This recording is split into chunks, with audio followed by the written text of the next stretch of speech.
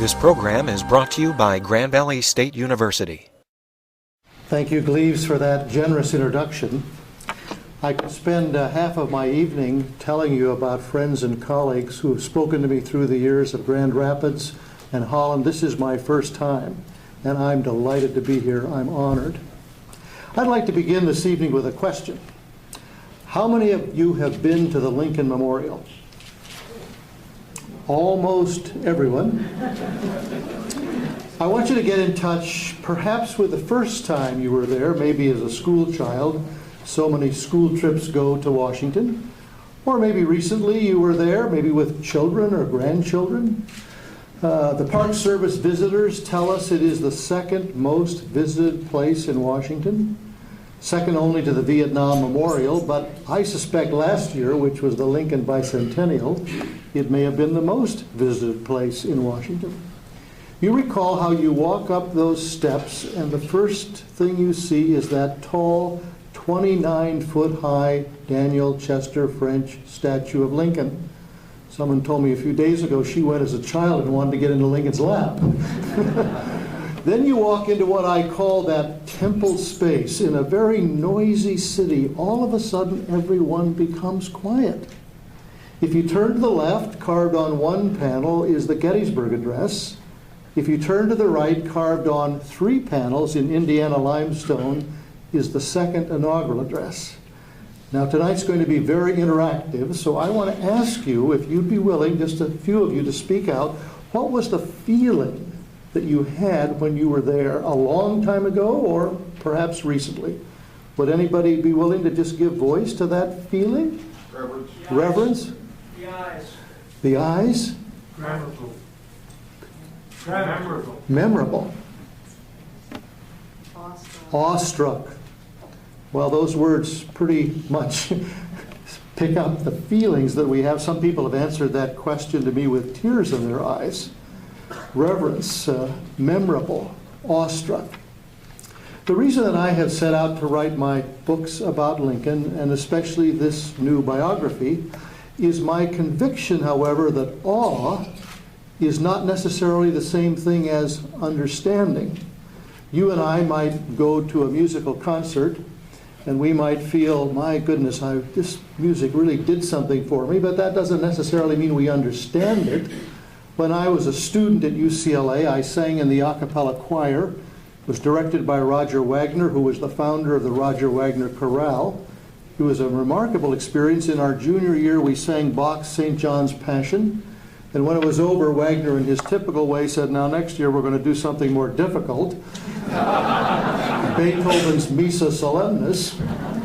And I had been literally moved to tears in seeing that beautiful composition, but I understood quickly afterwards, I don't really understand this music. So in my senior year, I took two courses for non-music majors, one on Bach and one on Beethoven. So all of us in this room, I'm sure, would say with President Gerald Ford that we have this reverence for Lincoln. But as was suggested by Gleaves in his introduction, there is layer after layer after layer. Is there more to understand? I'd like to suggest this evening an analogy that I want to open up just a few of the windows on Lincoln. Some of these come from recent scholarship that might surprise you. Is there anything new turning up of Lincoln? Well, about 20 years ago, for example, a professor at then Sangamon State College in Illinois got into his mind that if Lincoln had practiced law for 23 and a half years in Illinois, was it possible that there were any legal cases that were still sitting around in the 102 county courthouses of Illinois? So he dispatched a team of master's students, and they found hundreds and hundreds and hundreds of Lincoln legal cases in the basements of these courthouses. Invariably, they were rolled up. Many of them had turned blue with age, and almost always Abraham Lincoln's name had been razor-bladed out, probably in the 19th century. The place where I work, the Huntington Library, put on a great Lincoln exhibit last year, and the curator says that in a sense Lincoln was our first rock star, and the way that you wanted to remember him was by his autograph. But of course, his handwriting is so distinctive that it was not difficult to discern this was Lincoln's legal cases. So I spent more time in my biography than I'd anticipated talking about Lincoln the lawyer. I spent more time than I anticipated talking about Lincoln the commander-in-chief. He checked books out of the Library of Congress to teach himself to be really our first commander-in-chief. Well, we know the story of all those generals who he needed to teach until he finally found one, Ulysses S. Grant. Perhaps the thing that attracted me the most and really intrigued me was how could this man of less than 1 year of formal education become this incredible person? Well, one way he did it is he would take little slips of paper and he would write out ideas or notes to himself, reflections, often beginning with a question. We've kind of missed them because they're scattered throughout the collected works of Lincoln. The editors called them fragments, but they're far more than fragments. For example, several of them, a number of them, actually focus on slavery. One of them, undated, but it's probably between 1854 and 1856, begins, as Lincoln often did, with a question. How is it that one person can hold another person in slavery? And then you can almost see Lincoln, the courtroom lawyer, walking around, and he says, well, could it be that the first person is more intellectual than the second? Could it be that the first person has greater economic standing than the second? Could it be, could it be, could it be? And at the end of the note, he simply writes, I cannot think of a single reason why one person can hold another person in slavery. In the last window that I will open for us tonight, we will discover a reflection that Lincoln wrote for his eyes only. He never thought we would ever see it. It was found after his death in the bottom drawer of his desk in the White House, and it just says so much about the journey, this private journey mostly, that Lincoln was on. Well, one window I wish I had opened more is Lincoln's humor. Today, humor sometimes, I think, is kind of a put-down humor. It's a hurtful kind of humor. Lincoln's humor was always laughing, not at other people, but at the culture in which he lived, and mostly at himself. I love the story of Lincoln driving along in a buckboard one day, a carriage with William Seward. Seward, you recall, had been his chief competitor for the Republican nomination. Now he was his Secretary of State. Talk about an odd couple. Lincoln would walk across the street to Lafayette Square to Seward's house. When he opened the door, Seward was smoking one of his 20 cigars that he smoked every day. Lincoln never smoked. Then Seward would have this elaborate liquor cabinet. Lincoln never drank. Then Seward would start into one of his off-color, smutty stories. Lincoln didn't tell those stories. And yet these two men, Seward thought he was better than Lincoln. He was governor of New York, senator of New York, and yet 6 weeks after Lincoln's term began, Seward wrote a letter to his wife back in Auburn, New York, and he simply said, Lincoln is the best of all of us. Lincoln is the best of all of us. Well, one day as they were driving along, the road got rougher and rougher, and the driver started swearing more and more, and finally Lincoln tapped him on the shoulder and he said, my good man, are you an Episcopalian? And the driver, quite startled, was speechless for a few minutes, and then he said, oh no, he said, I think maybe I'm a Methodist. Oh, he said, I thought you must be an Episcopalian. He said, you swear exactly the way Mr. Seward does, and he's an Episcopal church warden.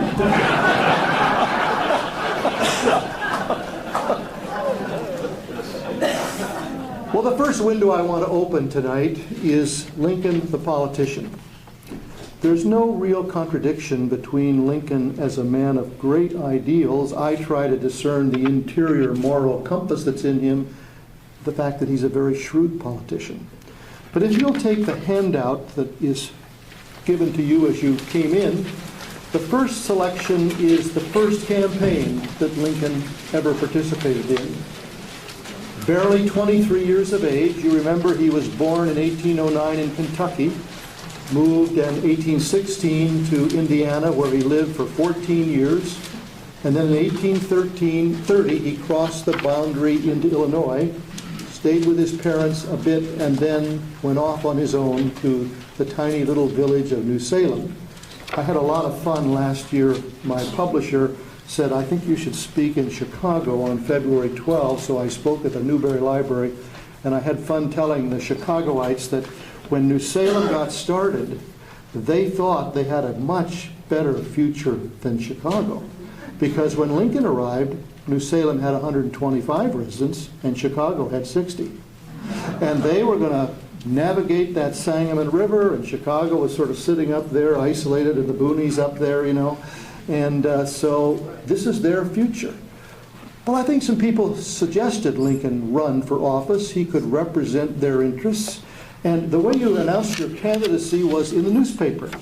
And so barely 23 years of age, he had just turned 23, Lincoln offers this introduction of himself. I think these words speak across time.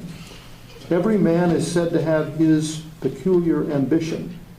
Whether it be true or not, I can say for one that I have no other so great as that of being truly esteemed of my fellow men by rendering myself worthy of their esteem. I'll vote for a candidate in 2010 who has that understanding of what politics should be about. How far I shall succeed in gratifying this ambition is yet to be developed. I am young and unknown to many of you. I was born and have ever remained in the most humble walks of life. I have no wealthy or popular relations to recommend. Well, his campaign interrupted by the Black Hawk War, Lincoln ran for the block of men running for so many seats in the Illinois State Legislature. Lincoln did not win. But in that region, that territory where the votes were counted, out of 305 votes, he received 279, the people who knew him best. 2 years later, as he became better known, as he moved out in various vocations, there were 14 men running for 4 seats in the Illinois State Legislature. He finished second of the 14. And within 2 years, he was the leader of his Whig party in the Illinois State Legislature, the antecedent of the Republican Party. He then, after 4 terms in the Illinois State Legislature, his great ambition really was to serve in the United States Congress. They had in those days kind of a rotation system, and Lincoln was third man out of 3. So finally, his turn came, and he went to Congress, and he wrote home to his law partner, Willie Herndon, I know you're all anxious for me to speak, to make my mark, and I will, just wait. Just wait. As freshman congressman, he spoke out in the most remarkable way. I need to say that in this appreciation of Lincoln, I found myself surprised that through the United States State Department, I was privileged to speak last year in Germany, Italy, and Mexico. And in Mexico, I learned all about the American War. You and I thought it was the Mexican War. I learned about the American War, and I learned about the great Mexican hero, 5 feet tall, Indian by birth, Benito Juarez, whose great hero was Abraham Lincoln. And the mural in the great city of Monterrey to the 3 liberators of the Americas, and Lincoln is there as one of the 3 liberators. This amazing affection I found in Mexico for Abraham Lincoln. So Lincoln did rather a startling move in his early month in Congress, and I have 2 selections here. The war with Mexico had already been going on for about a year, but there was a question, I don't know that we ever asked that question when you and I were in school, who started this war? It's just the assumption, of course, the Mexicans started this war. Wasn't Abraham Lincoln? The House desires to obtain a full knowledge of all the facts, which to establish whether the particular spot of soil on which the blood of our citizens was so shed was or was not our own soil at the time. For Lincoln believed that at the very least we had drawn the Mexicans by a provocative action, forcing them to fire the first shot, but more probably we had taken the aggression by moving into territory that had been understood to be theirs. Not a popular stand for a first-term congressman. But wait, it gets better or worse. In January, just a few weeks later, he challenges the President of the United States. Now, I propose to show that the whole truth of this issue and evidence is, from the beginning to end, the sheerest deception. And after analyzing President Polk's 6 propositions defending his action, Lincoln says this: "Let him answer with facts and not with arguments."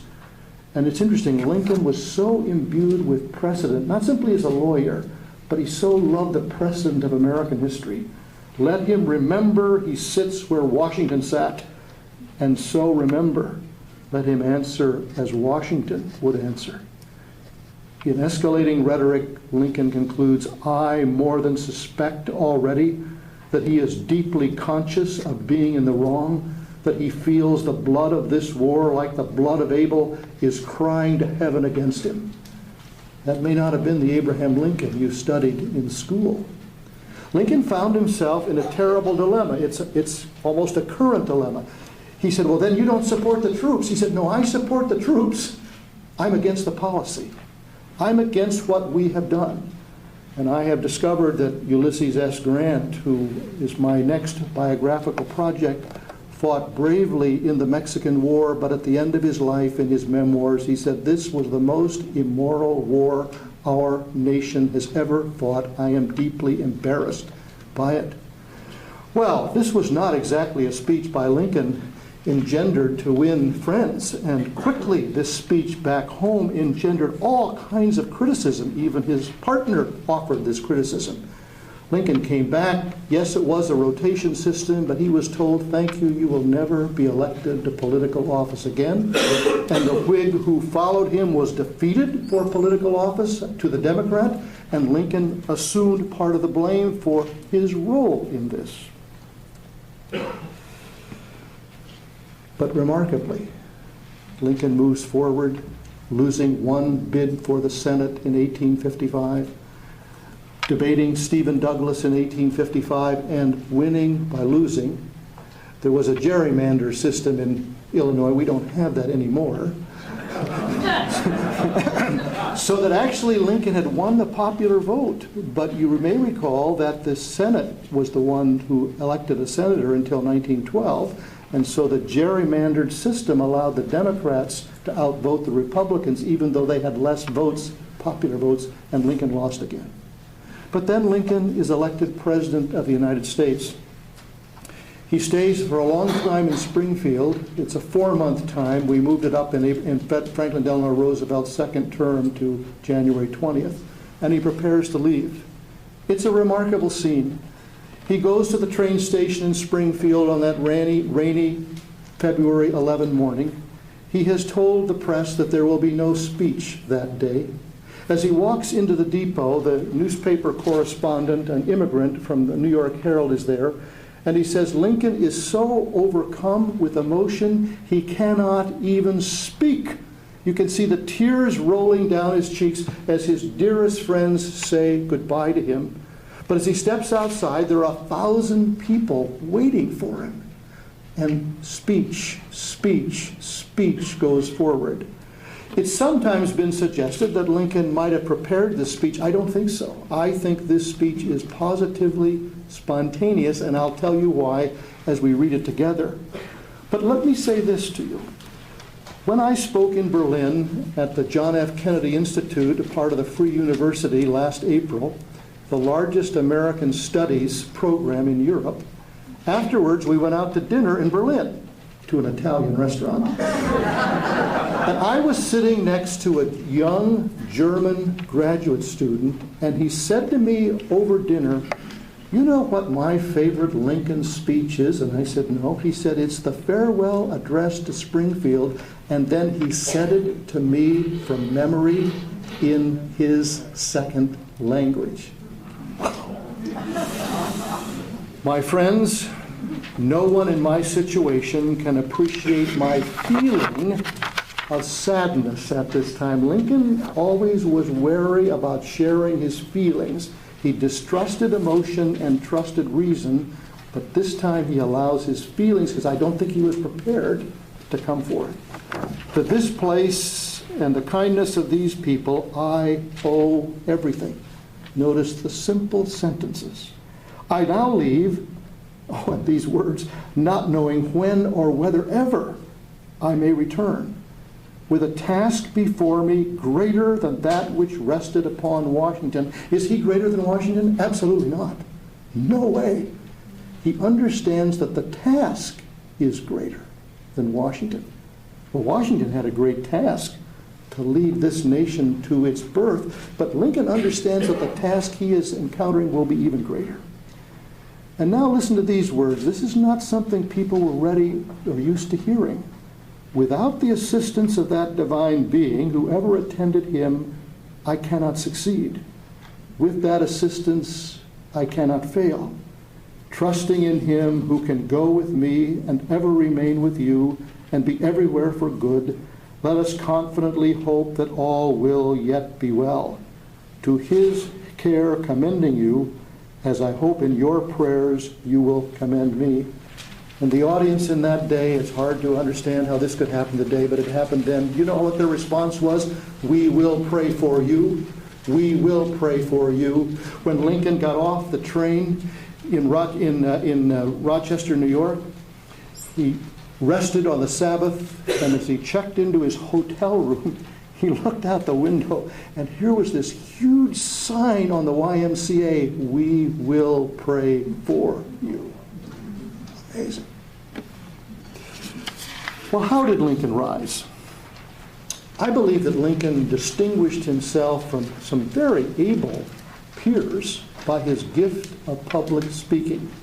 Now here we have a problem.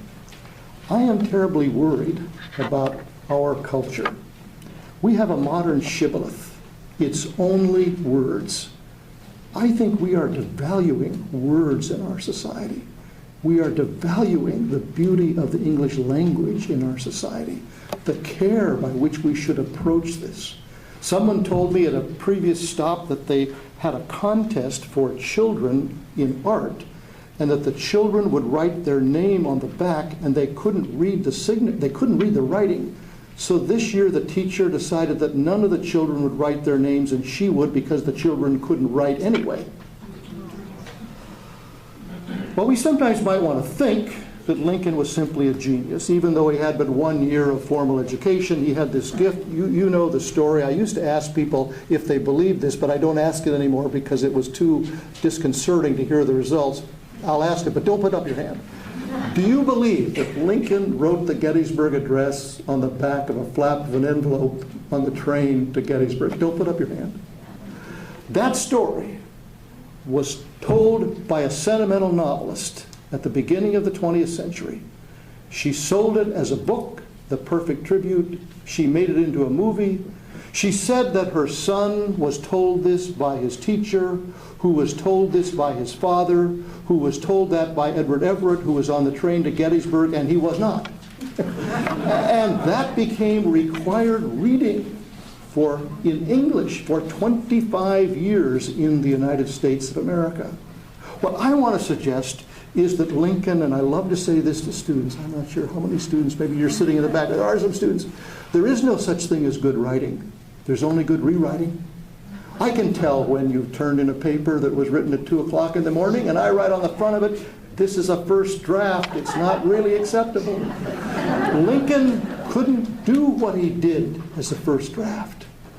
When the crowds gathered after the victories at Gettysburg and Vicksburg, and they wanted him to speak, and he didn't really want to because he often wasn't very good spontaneously, but he felt he had to, so he began, what was it, 80-some odd years ago that but 4 months later, give him time, it comes out fourscore-and-7 years ago, our forefathers. Well, Lincoln, as he traveled to Washington, had prepared and worked very hard on the drafts of his inaugural address. He did something quite unusual. He showed them the 3 Illinois Friends and got their editing advice too, just simply said, great. He arrived in Washington and he met Seward that first Saturday. They went to church at St. John's Episcopal on Sunday morning. Seward entertained Lincoln for lunch that day. And Lincoln said to Seward, here's a draft of my inaugural address. He didn't know it was his first inaugural address. Would, sir, I know you're a fine speaker, would you be willing to look at it? If you have any suggestions, I'd be willing to hear them. That night, at parlor number 6 at the Willard Hotel, there was a knock. Lincoln opened the door, and here was Frederick Seward, William's son, and he said, sir, my father has an envelope for you. Thank you very much. Lincoln takes the envelope and opens it. Here are 7 pages of suggestions on how to improve his inaugural address. Seward had taken the text and numbered it in red ink, every single line. He made 49 suggestions to Lincoln. Lincoln accepted 27 of them with some modification. And then when Lincoln turns to page 6, why, he reads Seward's words, as for your last paragraph, forget it. I have written 2 new last paragraphs for you. You may choose which one you would like to use. Can you imagine?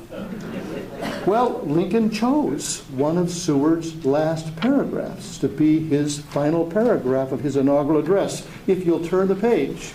What I have tried to show you here, the column on the left are the sentences of Seward, and the column on the right is how Lincoln takes Seward's words and revises them into what I would call prose poetry. Seward begins, I close. Now, the best way that we would edit would be to cut extra words, extra adverbs, extra adjectives. It's very difficult to cut a 2-word sentence, however. So what is Lincoln doing here? He extends it. I am loath to close. To really understand Lincoln, I suggest that we need to hear his words out loud. In my books, I say to the reader, say these words out loud. I learned in studying American education that teachers asked students to read out loud until some afternoon in the 1930s when a frustrated teacher said something like, Johnny, you're disturbing Mary. Please read to yourself. And we've adopted this habit of reading to ourselves. I say to the students in the room, read your papers out loud, and you'll get a sense as to what is being said. So may I ask us to say out loud Lincoln's first sentence, and say it very slowly. You and I speak about 150 words a minute. Lincoln spoke only 110 or 115 words a minute. Let's hear what Lincoln is doing to change Seward. I am loath to close. Now, what is he doing? He's extending the meaning. I am loath to close. I close. He is also doing what in technical language we would call assonance. He is putting words of similar sound close together. He loves it. I am loath to close. 80. This is part of Lincoln's rhetorical skill. Well, the second sentence, Seward says, we must not be aliens or enemies, but fellow countrymen and brethren. Barack Obama chose this sentence as his quotation from Lincoln in his acceptance speech at Grant Park in November of 2008. Listen how different it is from what Lincoln says. We are not enemies, but friends. We must not be enemies. Lincoln learns that less is more. It's a hard lesson for people to learn. We'll skip the third sentence. But now imagine to yourself that Lincoln, on page 7 of Seward's letter, as he's standing there in parlor 6 at the Willard Hotel, he reads out loud Seward's words, the mystic chords which proceeding from so many battlefields and so many patriot graves pass through all the hearts and all the hearths in this broad continent of ours, will yet again harmonize in their ancient music when breathed upon by the guardian angel of the nation, And I think Lincoln said to himself, my goodness sakes, what can I do with this? But watch what he does with it. It's simply remarkable. This sentence, the final sentence of the inaugural address, is just filled with meaning, and it still speaks to us today in 2010. Let's say it out loud together to catch its full meaning. The mystic chords of memory, stretching from every battlefield and patriot grave to every heart and hearthstone all over this land, will yet swell the chorus of the Union when again touched, as surely they will be, by the better angels of our nature. One reason I've given this out to you is that you can take it home with you and look at it more closely. There are layers and layers of meaning. One thing that's, I think you may see quickly, is that Seward ends by saying, the guardian angel of the nation. Lincoln wants to make it more personal. He's calling the Union to be together. So he says the better angels of our nature, a much more powerful way of evoking a response from people. Well, I like to open up this window on Lincoln because it shows that although Lincoln is a great writer and a great speaker, he's able to take somebody else's words and change them into something that is poetic. We would not be reciting Seward's words this evening. He's got some good ideas, but Lincoln turns them into poetry. Just one more window. Of all the windows that were opened last year, I think the one that still needs to be opened more is Lincoln's religious journey. The traditional understanding has been that Lincoln is not a religious person. It is true that he never joined a congregation, but it's also true that he participated at First Presbyterian Church in Springfield and even much more at the New York Avenue Presbyterian Church in Washington, D.C. In my biography, I suggest that a missing person in the Lincoln story is Lincoln's minister at New York Avenue, Phineas Densmore Gurley, number one in his class at Princeton Seminary, a learned, powerful preacher who had been invited just before Lincoln was elected president to return to the Princeton Seminary faculty as their professor of preaching. And I suggest that Lincoln listens to Gurley. Especially does he listen in the greatest tragedy of their family's life. They had lost Eddie in 1850 when he was less than 4 years old, but the death of Willie in February of 1862, the boy most like the father, Mary, I think, never recovered from his death.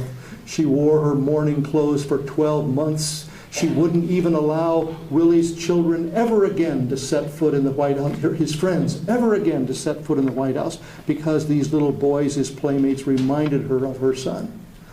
Well, Gurley preached the sermon that day, and he talked to the Lincolns and asked them to trust in biblical providence as the way of moving forward. Now, sometimes I like to give talks on Lincoln's second inaugural address. It's a remarkable address in which, in 701 words, Lincoln mentions God 14 times, quotes the Bible 4 times, and invokes prayer 3 times. But I always know that I'll probably be met with questions coming from the audience. They usually fall into 2 categories. They're often accusations, but questions are often statements. You know, that's the way it happens. So I will have someone make a question, really a statement, telling me, well, you must know, Dr. White, that simply to quote the Bible in the 19th century, I mean, that's what every cultured person did, so you must not make too much out of that. Lincoln quoted the Bible just like he quoted Shakespeare. Question 2. Well, Lincoln, don't you know, was a shrewd president. He was. And therefore, Lincoln is actually using the language of the audience. He understands that the audience is religious, so this is not really his language. There's really no integrity here. He's adopting the language of his audience. A lot of politicians do that. Aha. But there's one little scrap of paper that I suggested at the beginning. John Hay found it in Lincoln's drawer. There'll be a wonderful documentary coming out in October of this year, co-sponsored by Frontline and the American Experience. It will be called God in America, 6 hours.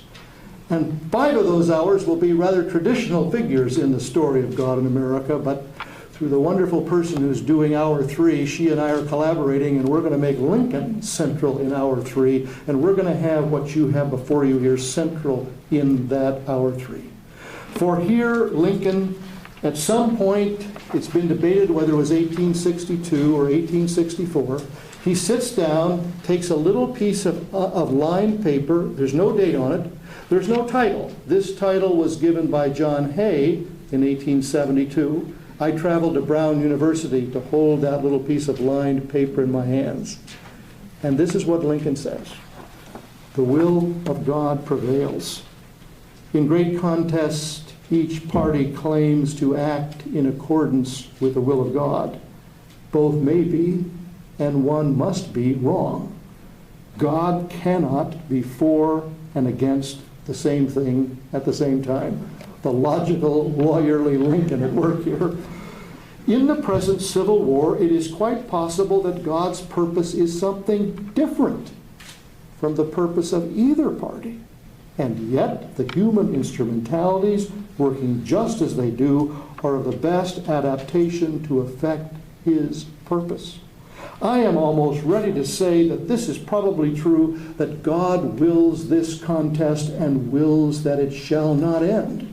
Yet, think of it. Lincoln is the commander-in-chief. He's supposed to be ending the contest. But his private thoughts, he never thought we would see this. He's struggling with the question, where is God in the Civil War? By his mere quiet power on the minds of the now contestants, he could have either saved or destroyed the Union without a human contest. Yet the contest began. And having begun, he could give the final victory to either side any day. Yet the contest proceeds. How long do you think it took Lincoln to write that? Well, we just read it in about 60 seconds. I think it took him hours. Once he was sitting, we don't have time for this anymore in our electronic age, and his secretary said to him, "Are you sleeping?" He said, "No, I'm thinking. My eyes are closed, but if you'll allow me, I'm just thinking here. I'm brooding. I'm reflecting. I'm contemplating. I travel through airports and I see people just wired, and I think, do we have any time anymore to think, to reflect, to brood? That's where the deepest part of the human spirit resides." So this is a window that I want to open up. Does it define every aspect of Lincoln's religious belief? No. But more importantly, it says, here is a man struggling with the most significant question. We see Lincoln through the prism of his assassination. After his second inaugural address, he will be dead in 41 days. But he saw that address as the platform by which he would seek to be a peace president. He had become a great war president. He thought he would be a much better peace president. He said once in a lecture he was intending to give the lawyers, the lawyer has a supreme opportunity to be a peacemaker. Gamblers in the street were betting that Abraham Lincoln would be reelected and would serve 3 terms all the way to March 1873. There were no term limits. Whether he would have chosen to do so is another question. So Lincoln, I suggest through these words, somehow speaks across time. I'm an historian, and I want faithfully and with integrity to try to place whoever we study within their historical context. Sometimes we ask questions of Lincoln that are unfair questions because we do not allow him to be a man of the middle of the 19th century. And yet I suggest to us that he's one of the very, very few people whose words still speak to us today. In the commemoration of the first anniversary of 9/11, the people of New York City sought a poet or a politician who could give voice to those deep feelings. In the end, they simply recited the Gettysburg Address together. May I close with this. Lincoln was a person who had a great reverence for America's past. He had read the biography of George Washington. He revered Thomas Jefferson and his words, all men are created equal. But in his address to Congress, what we would now today call the State of the Union address at the end of 1862, he offered these words: "The dogmas of the quiet past are inadequate for the stormy present. The founders, as great as they are, passed on the issue of slavery. The dogmas of the quiet past are inadequate for the stormy present. As our case is new, so we must think anew and act anew. And I think Abraham Lincoln is saying to us this evening, with great reverence and hopefully knowledge of our past, which can imbue us with courage, that it is up to every generation of Americans to redefine ourselves in face of the contests and the issues we face in our own time. If we do so, I think we will find Abraham Lincoln's initials carved on some tree. He was there before us. He can still be our guide today and in the future. Thank you very much.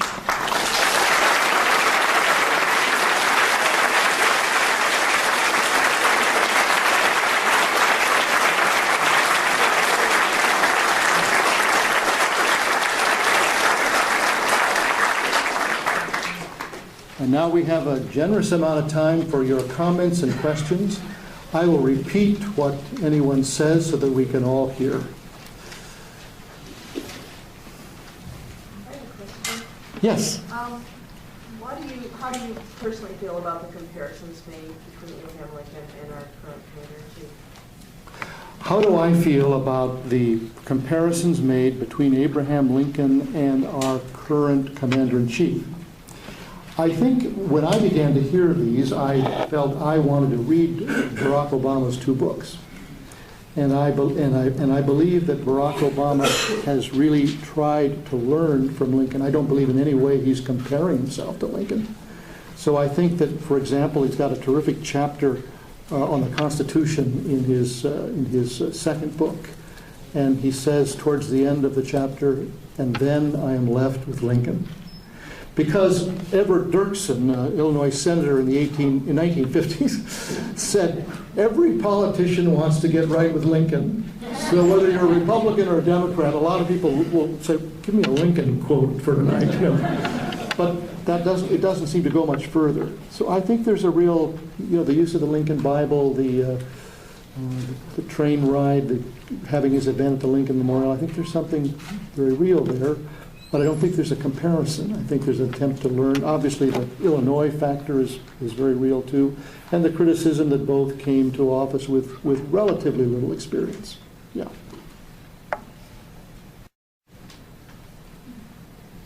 Yes? Could you speak to Lincoln's moral courage as compared to the political pressures that he got from the popular press at the time, and his willingness to stand to his ideals against what might have been the popular thought at the time during the Civil War?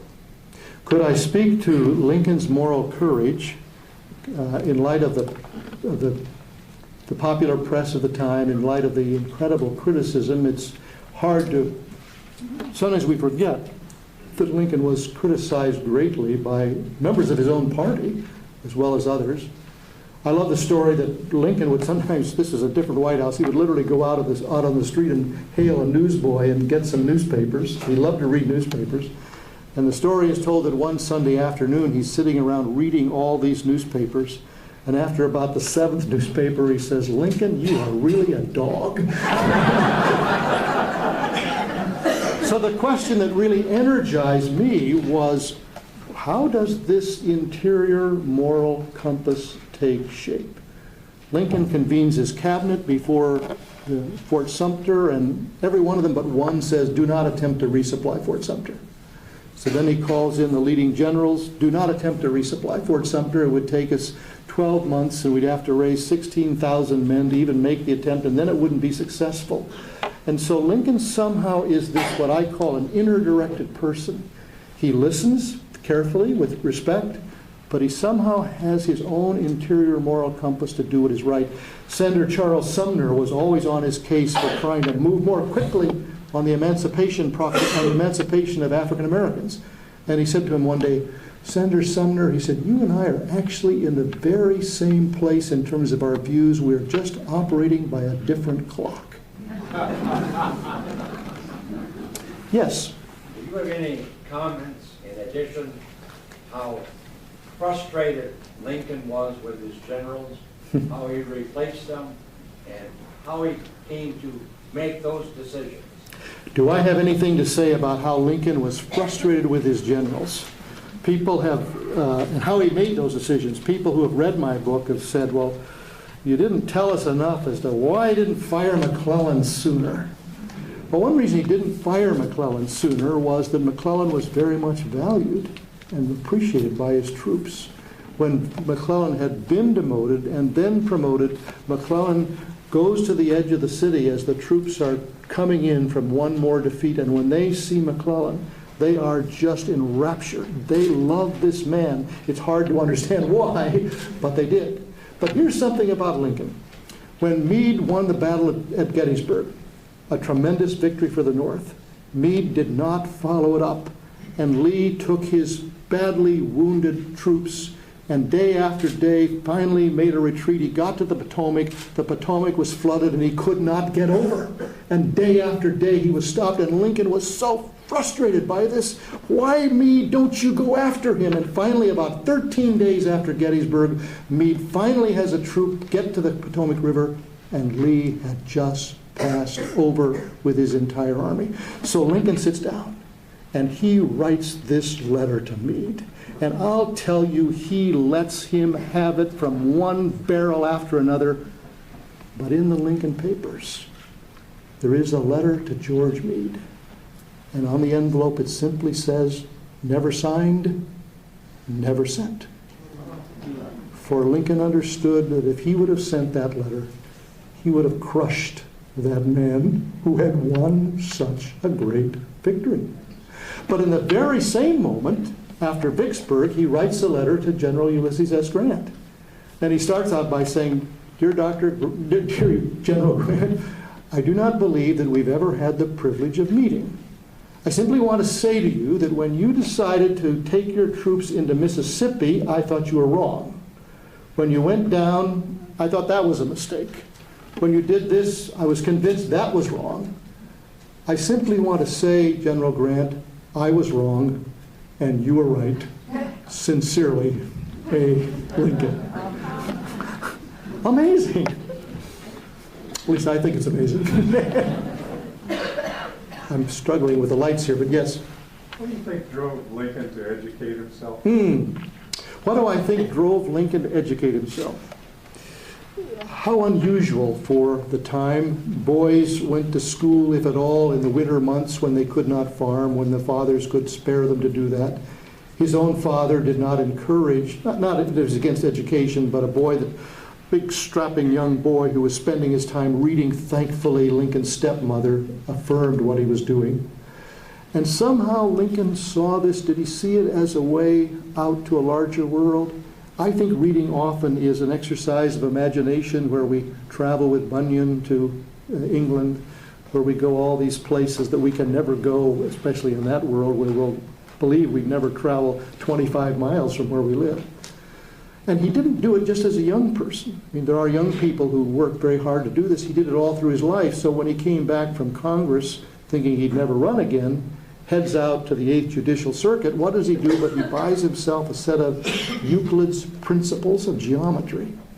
And at age 40, his fellow lawyers wake up at 11:30 at night, and here is Lincoln by candlelight reading Euclid's Principles of Geometry. And they say, what in the world are you doing? He said, I am trying to teach myself to think and to reason in a more disciplined way. He was a lifelong learner.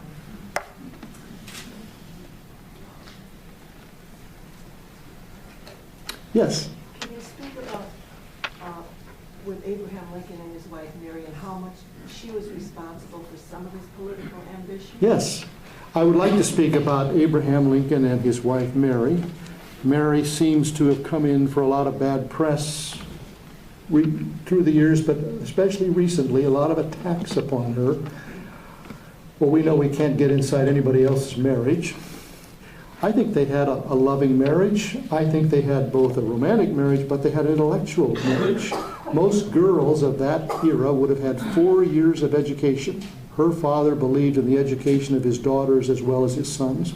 She had quite an education for a young woman of her time. She could speak French. And I think Lincoln saw this as quite remarkable. She was also very ambitious for him. I think she saw in many ways how far he could rise before he did. The sadness in a way was that she was his counselor, I think, when they lived in Illinois. When she got to Washington through her own travail, through his friendship with Seward and the members of his cabinet, inadvertently perhaps I think she was pushed aside or felt she was now pushed aside. So she lost her place, and I think this was very difficult for her. So, and then the women of Washington treated her terribly. She was a cultured woman, but they treated her like a Western rube. And so this was really hurtful to her. She didn't help herself at times. I mean, she could overspend the budget. John Hay called her a hellcat. Lincoln often just walked away when she got pretty stormy with her temper. But then the loss of one son, the loss of a second son, and finally the loss of a third son. I mean, my goodness, the woman endured so much. Yes? Yes, sir. Do you think the whole issue of civil rights would have been different had Lincoln lived? Well, do I think the issue of civil rights would have been different? Yes, I do. And that's one reason he didn't live. The last speech that he gave after Appomattox, John Wilkes Booth was in the crowd, and Lincoln mentioned that perhaps those blacks who had fought for the Union deserved the right to vote, and perhaps others of intellectual ability might deserve the right to vote. And John Wilkes Booth turned to his friend and said, "That's the last speech this nigger lover is ever going to give." So, today Lincoln has been attacked by some African Americans. You can take things out of his speeches. He was a man of his time. In the fourth debate at Charleston, he said, "It's not that I'm about to marry a black woman. It's not that I think blacks should serve on juries." But then often those who cite this stop there, but Lincoln didn't stop there. Those are debating points. He is conceding, and then he says, "But this black woman, in her right to earn the bread she does from her own hands, is every bit my equal and the equal of every person in this crowd, because all men are created equal." She's not socially equal, but he believed that Thomas Jefferson's words meant that she had a kind of political equality. So it would have been a tough battle, and Ulysses S. Grant encountered that battle, the twin demands of both trying to allow blacks to have their rights in the South and yet somehow trying to bring some sort of reconciliation between South and North. That collided in the years of Reconstruction. I think Lincoln would have been the best positioned person. He would have blended strength and conciliation. Yes, please. In an age before Prozac, how was Lincoln able to overcome his depression and become so effective, even though he was prone to melancholy? How was Lincoln able to be effective, struggling as he did with depression, melancholy? I learn a lot from speaking at places like this, and in the last 6 months I've met 2 psychiatrists who've helped me answer that question. They both said the same thing. They said, "Do you know?" I didn't know. They said, "Lots of people suffer from depression. Why? Because they are more in touch with reality and the pain of reality around us. Whereas some people who are kind of, isn't it a wonderful day, it's a great day, nothing wrong with that, but they're not as much in touch with the pain around them." So in a wonderful book called Lincoln's Melancholy, the suggestion is that Lincoln's own personal struggles actually worked to make him more empathetic to the struggles of others. It made him more sympathetic to others. And that maybe that's the way it worked. After Willie's death, he said to Mary, he said, I cannot get down here with you. I must be the president. And on their last afternoon, before they went to Ford's Theater, she reported the conversation. He said, "I'd like to go to California, maybe to the Holy Land." He said, "Mary, this has been such a terrible time for us. We have been so unhappy. We must become happy in the next few years. We must change our spirit." So part of it, I think, was his own will to say, I can't live in this space. I've got to live in a different space. And that's not easy to do, but I think he could do it. Yes? I wonder if you know much about Robert Lincoln? A little bit. And if you could tell us about his career. Robert Lincoln was the oldest son. For whatever reasons, this is hard to discern. It's often been suggested that Lincoln was not as close to this son as he was to the younger boys. Robert Lincoln has also suffered a bad press because he is the one who put his mother in an asylum afterwards. But recently at Robert Lincoln's home, Hill Dean, which he built in the early 1900s in Manchester, Vermont, it's now a wonderful Lincoln Center. A young scholar found, can you believe this is why history still is detective work, about 7 years ago, just opening a drawer, and here were the letters between Robert Todd Lincoln and his mother. And what it reveals is, if you've ever been involved in this situation, it reveals a Robert Todd Lincoln who placed his mother there to help her, not to punish her, not to confine her, and that there's kind of an understanding of this. He goes on to have quite a career both in business and in politics, and lives all the way up into the, is it 1921 that he dies, a long, long life. Yeah. Yes, way in the back. Could you speak to the relationship between Lincoln and Frederick Douglass? Yes. The relationship between Lincoln and Frederick Douglass. Frederick Douglass was the greatest African American of the 19th century who had escaped from slavery, taught himself, became newspaper editor, reformer. He followed the Lincoln-Douglas debates. He was intrigued and appreciative of the side Lincoln was taking.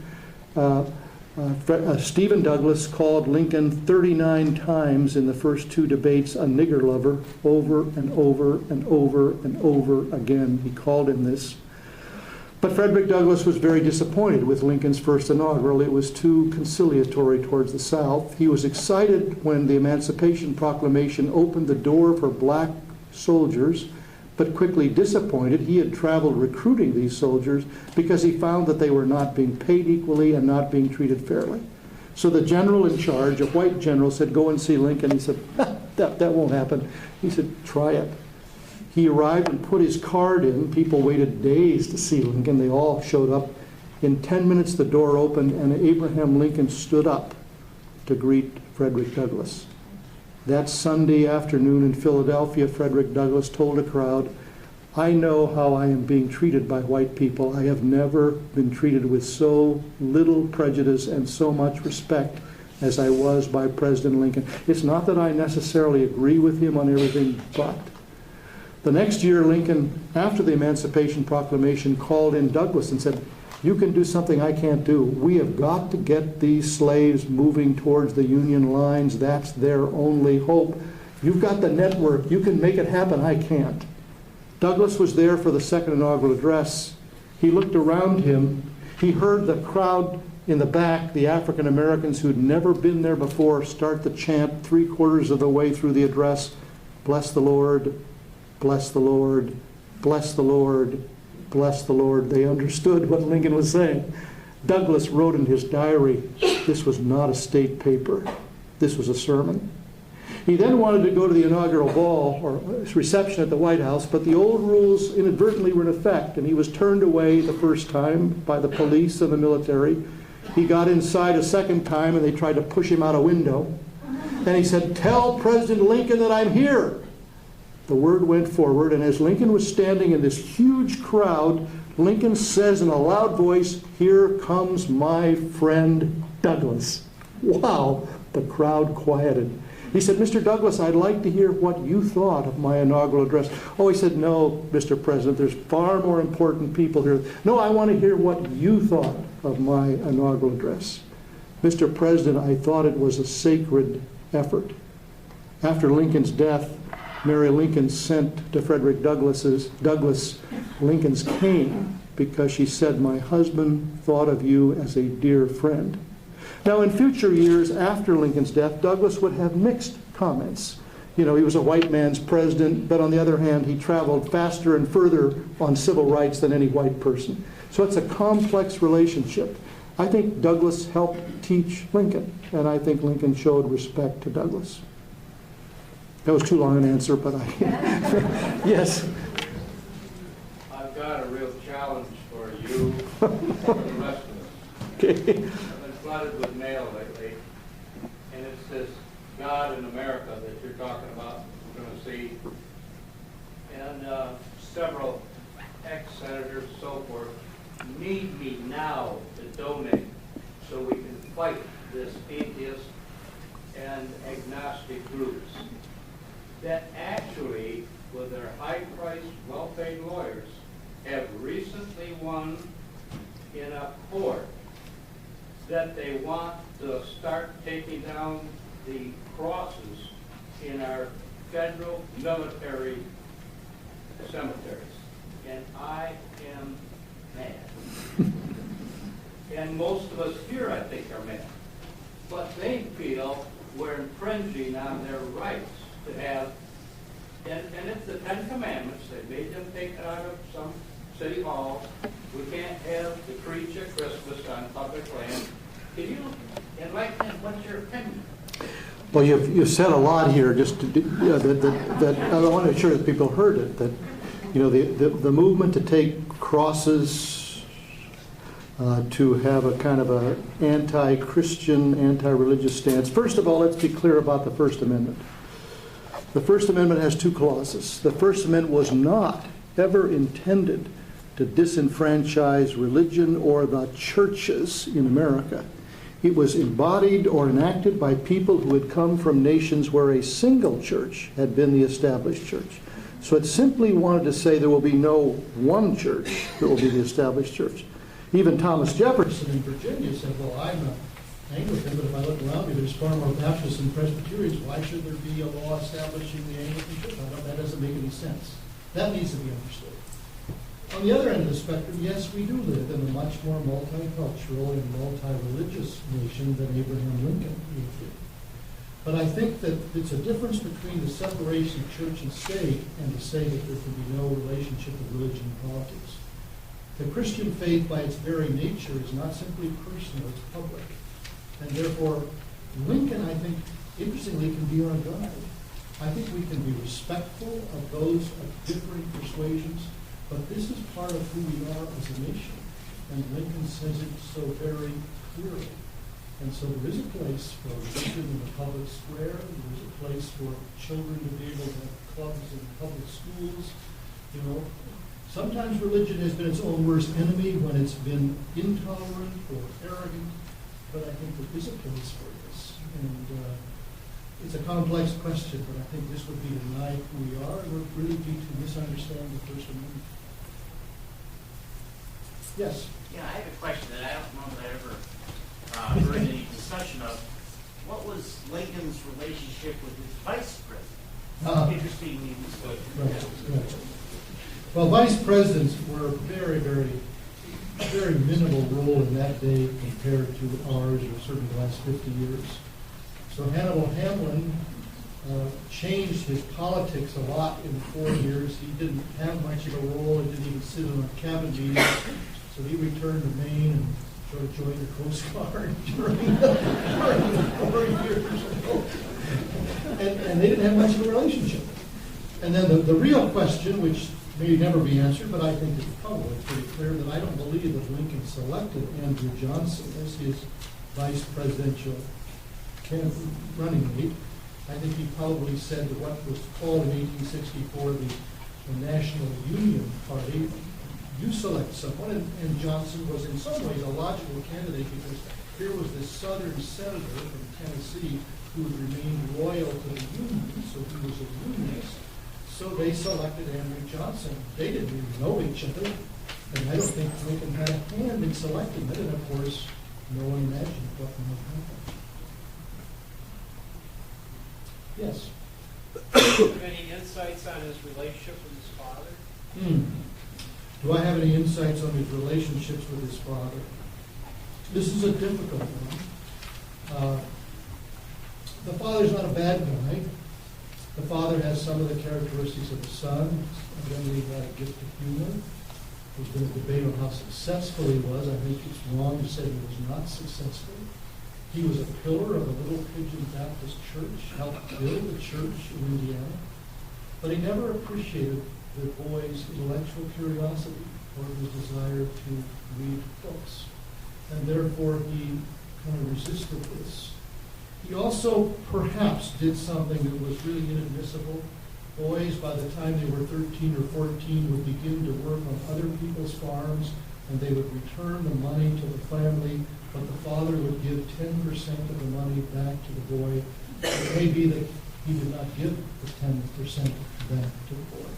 So there grew up this difficult relationship. And when the father died, he did not go for the funeral. And he wrote a letter saying at one point that if I came, it would only be worse than if I didn't come. And that's hard to defend. I mean, whatever our relationship is with our parent, this person is our parent. Some of us have had to discover we make peace with our parents even if we have a difficult and rocky relationship. So it's hard to fully fathom this, but it was a conflicted relationship. And how that works itself out, well, Lincoln then became this guy who couldn't discipline any of his 4 boys. I mean, he was bled all over him. You know. Mary was a disciplinarian, and he was the teddy bear. But he loved children, and he loved the children in the neighborhood. So I try to talk about that in my biography, but I don't know whether to get to the end of what's really underneath all of this. Yes?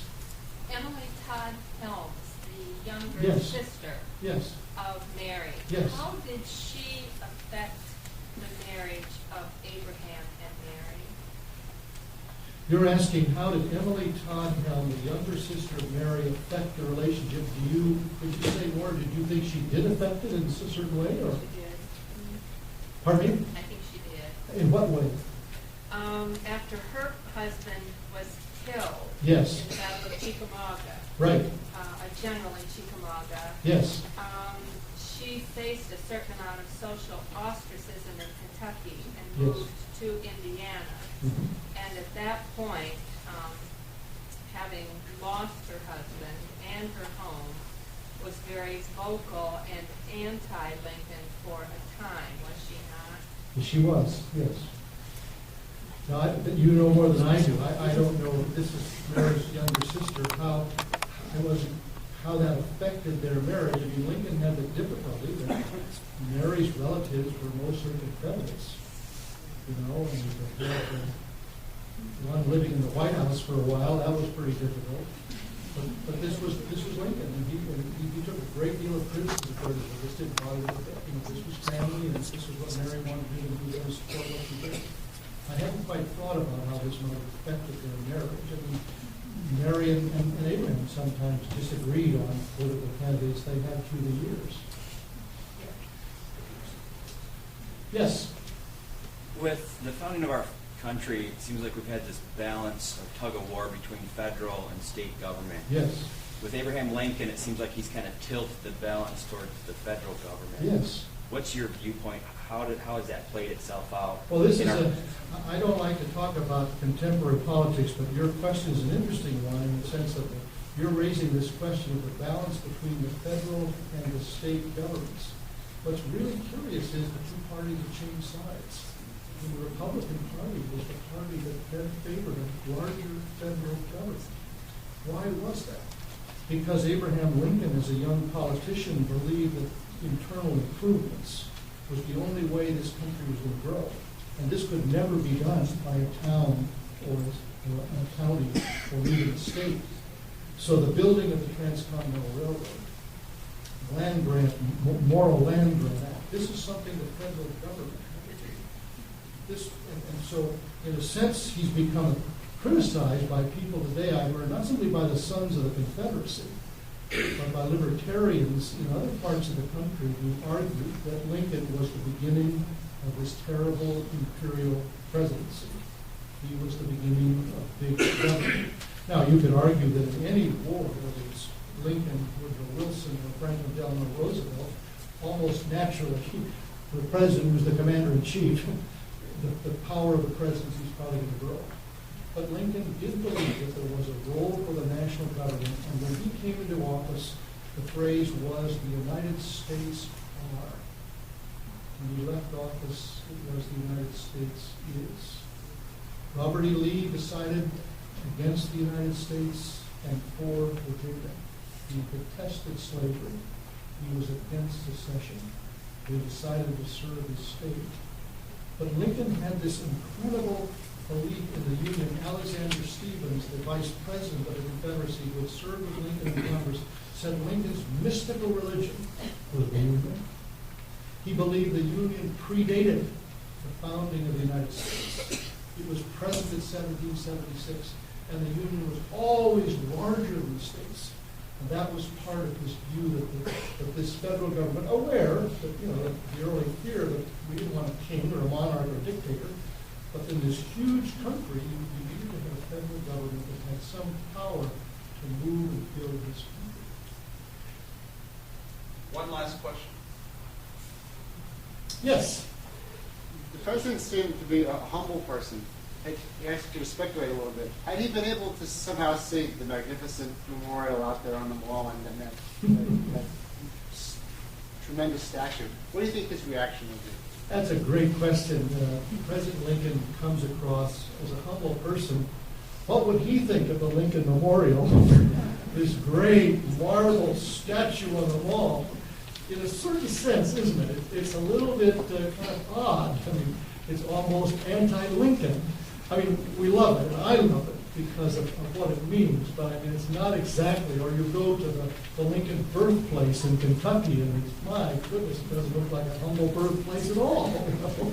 But that's probably who we are. We want to create monuments to those who are our greatest heroes. And if we're just aware of that a little bit, why that can help us put it into perspective, and if we can tell our children and our grandchildren that this really is humble Abraham Lincoln, that's the message we will convey. Thank you very much.